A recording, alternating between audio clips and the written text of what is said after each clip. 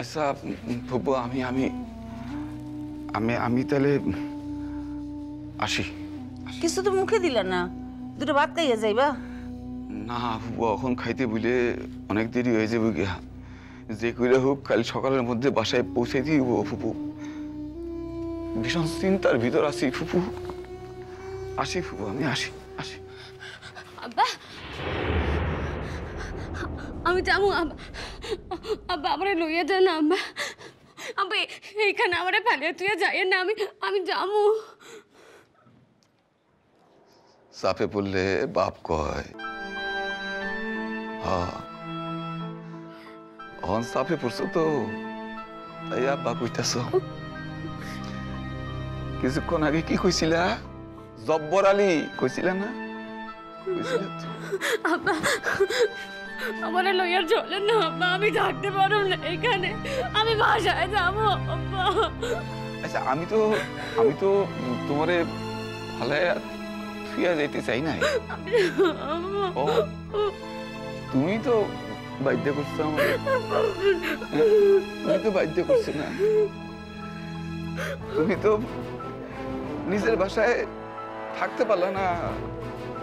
যদি তুমি ভালো মতো থাকতা, ঠিক মতো থাকতা, তাহলে তোমার নিজের বাসা সেইটা অন্যের বাসায় তো থাকতে হইতো না।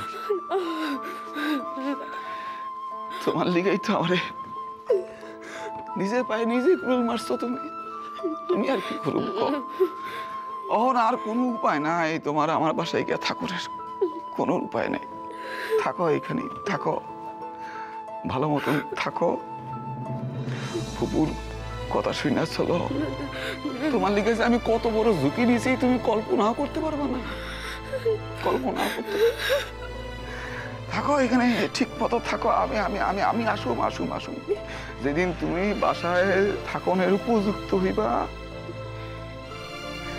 সেদিন আমি নিজে আইয়া তোমার বাসায় লিয়ে যাব।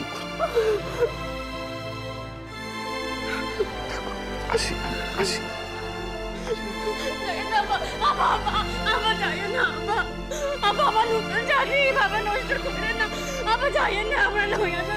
আমি পায়ে পড়তেছি আব্বা, আব্বা আমি যাবো, আমার লইয়া যান না আব্বা।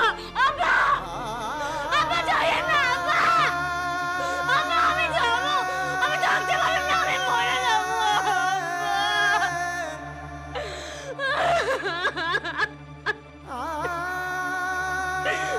উঠো মাইয়া,